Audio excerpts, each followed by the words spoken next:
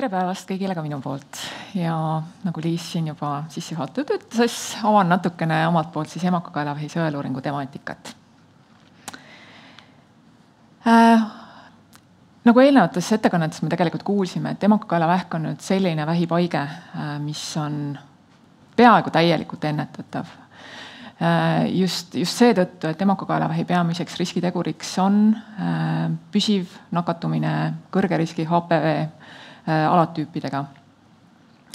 Ja ma alustaksin sellise slaidiga, kus me illustratiivselt näeme siin 2022. aasta andmeid, nii-öelda Euroopa Liidu riigid ja nende riikide suremusnäitajad, et siin on selline värviskaalal toodud, me näeme, et Eesti ei ole siin värvunud kõige tumedamaks roosaks, aga ei ole ka mitte kõige heledam roosa. Ja oma suremusnäitajatelt oleme Eestis me tegelikult Euroopa Liidu keskmistest näitajatest selles mõttes halvemas seisus, et suremusnäitajad on meil suuremad ja loomulikult ka haigestumusnäitajad on kõrgemad kui Euroopa Liidus keskmiselt.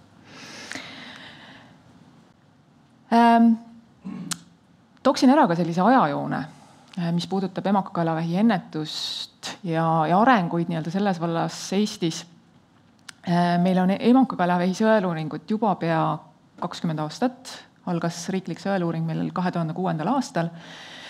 HPV-vastane vaktsineerimine lisandus immuniseerimiskavasse aastal 2018, mil see sai siis kättesaadavaks tasuta 12–14-aastastele tüdrukutele. Aastal 2020 viisime läbi HPV kodutestimise esimese projekti uuringu, teostatavusuuringu. Toona oli sõeluuring meil veel tsütoloogilisel uuringul ehk PAP-testil põhinev. Ja sellesse uuringusse kaasasime siis pikka aega sõeluuringus mitte osalenud naised. Et hinnata, et kuivõrd see testimisviis Eestis üldse oleks rakendatav. Aasta hiljem toimus tegelikult mitu olulist sündmust, sõeluuringu reform nii-öelda, mille raames mitu sellist olulist täiendust, millest üks oli see, et laienes sõeluuringu sihtrühm, sai see siis kättesaadavaks naistele vanuses 30–65 eluaastat, varem oli siis vanusepiir 55, ülemine vanusepiir. Ja lisaks ravikindlustatud naistele said siis osaleda tasuta ka ravikindlustamata naised siis sellest aastast. Ja muutus ka sõeluuringu esmastest. Alates 21. aastast siis on meil sõeluuring HPV põhine. Ja sel aastal viisime läbi ka kodutestimise pilootuuringu ja seda siis juba sõeluuringu sihtrühmas. Aastatel 22–24 juurutasime kodutesti sõeluuringus ja aastal 2024 ehk siis eelmisel aastal toimus oluline muudatus ka vaktsineerimiskavas. Eelmisest aastast alates siis saavad nii-öelda tasuta HPV vastast vaktsiini 12–18-aastased tüdrukud ja poisid. Ja nüüd ka üks oluline maamärk ka sellest aastast, et alates sellest aastast on siis HPV kodutest emakakaelavähi riikliku sõeluuringu osa. Nüüd siin slaidil on toodud emakakaelavähi haigestumusnäitajad vanuserühmiti, haigestumistrend siis vanuserühmiti, et me näeme, et vaatame, kas me saame selle, et osad vanus 60-69, vanus 70 ja siin all ka vanus alla 30 aastased, et siin see joon või trend siis on üsna selline stabiilne ja teistes vanuserühmades siis me näeme sellist trendi nii-öelda muutust suunaga allapoole ja see siis tähistab seda, et tegelikult emakakaelavähi haigestumus meil Eestis väheneb siis tegelikult sõeluuringu sihtrühma vanustes, mida me saamegi siis tegelikult seostada sõeluuringu positiivse mõjuga. Ja seda joonist me täna oleme juba näinud. Kaire esimeses ettekandes oli sama joonis ja siin me näeme siis emakakaelavähi haigestumustrendi staadiumi järgi. Ja siin me siis näemegi, et see haigestumuse vähenemine toimub peamiselt esimese staadiumi arvelt. Emakakaelavähi sõeluuringus osalus on aastaid püsinud meil tegelikult väga madalal osalusmäär ja kuni aastani 2021 oli see valdavalt alla 50%. Aga mis on positiivne, et alates 2021. aastast me näeme tegelikult sellist ilusat tõusutrendi ja 20 versus 24 aastat võrdluses tegelikult on see hüpe circa 20%.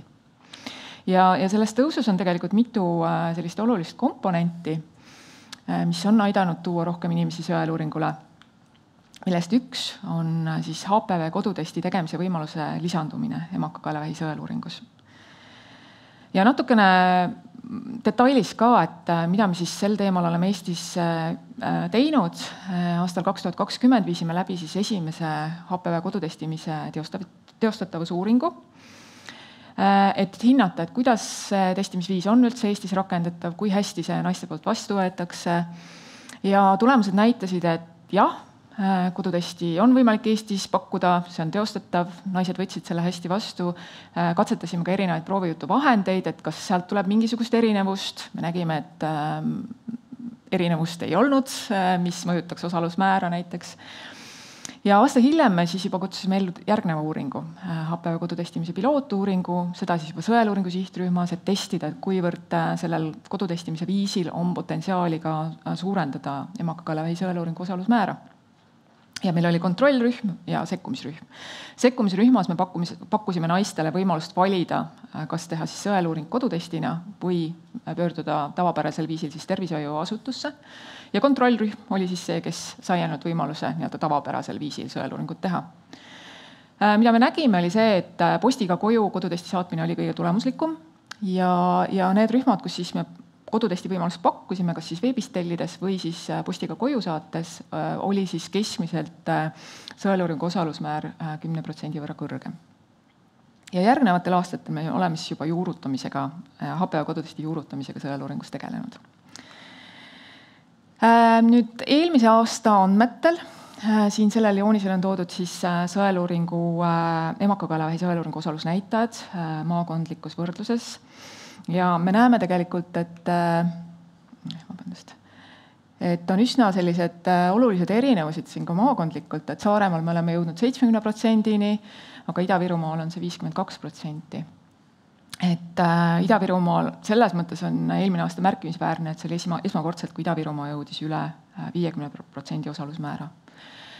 Ehk et rohelisel siis üldine osalusmäär ja nende roosade tulpade peale on siis toodud kodutestijate proportsioon nendes maakondades sõeluuringus osalenute hulgas.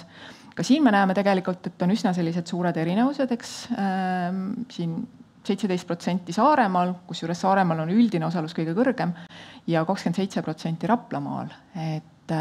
Aga keskmiselt siis üle Eesti iga 5 naine, kes eelmisel aastal sõeluuringus osales, tegi seda siis kodutesti tehes.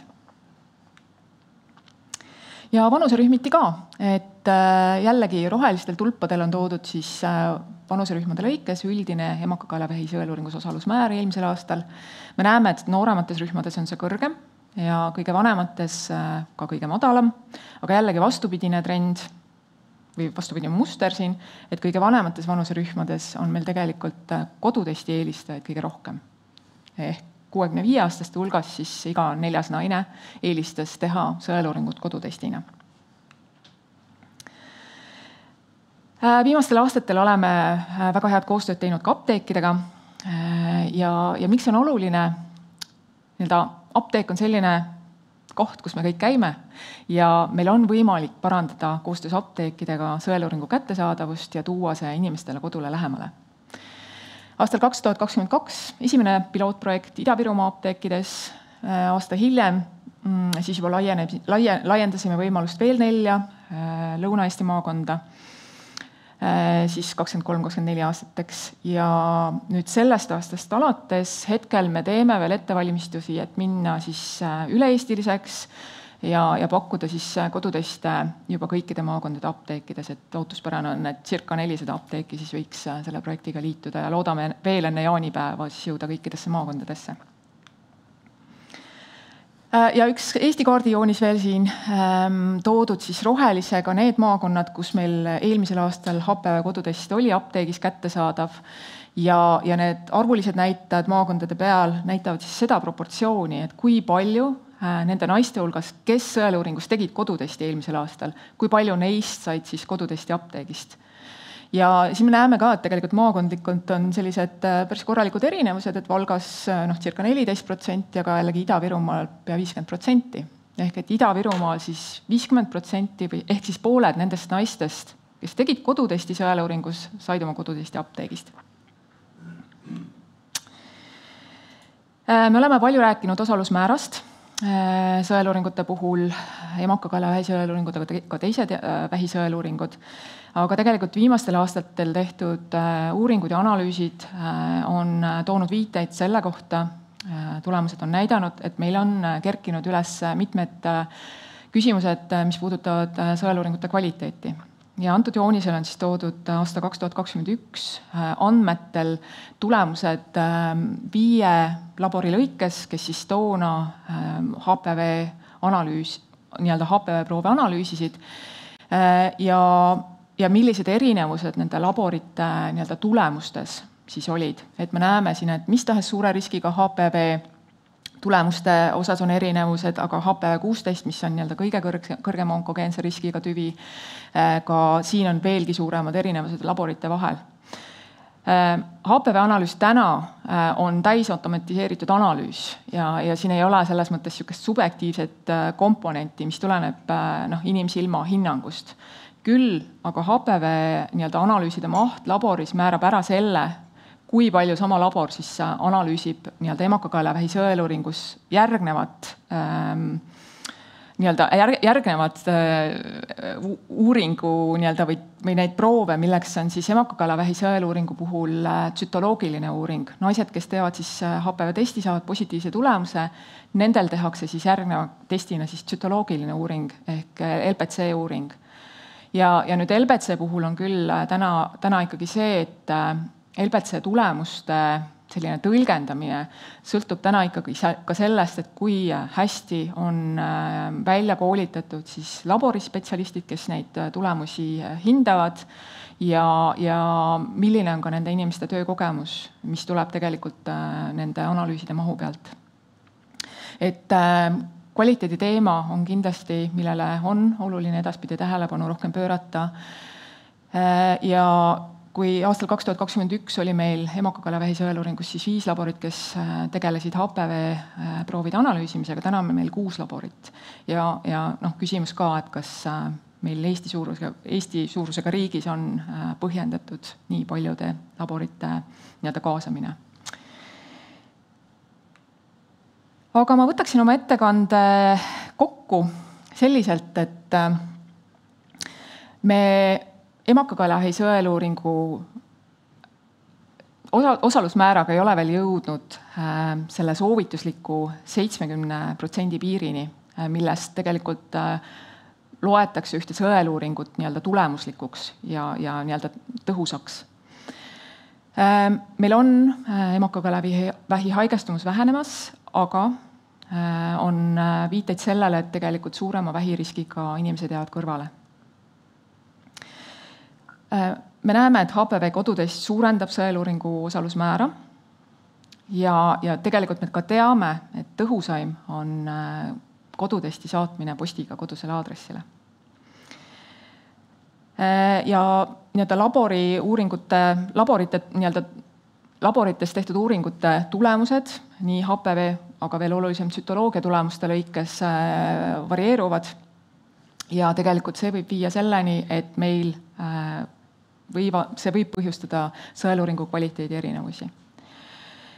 Aga ka sellest tulenevad ettepanekud, et mida me siis saame teha, et seda pilti paremaks muuta. Et meil tegelikult on oluline kohandada kommunikatsiooni, arvestades just eri rahvastikurühmade vajadusi ja eripärasid.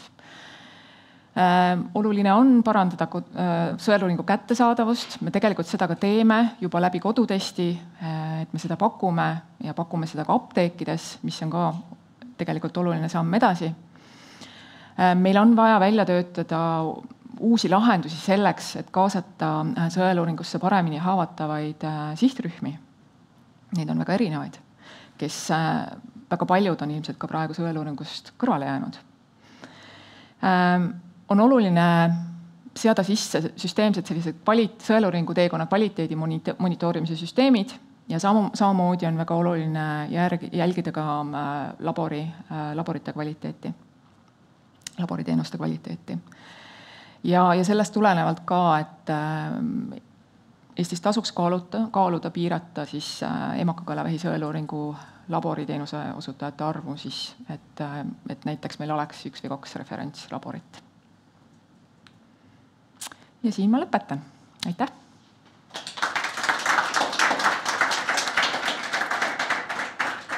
Aitäh sulle, Reili.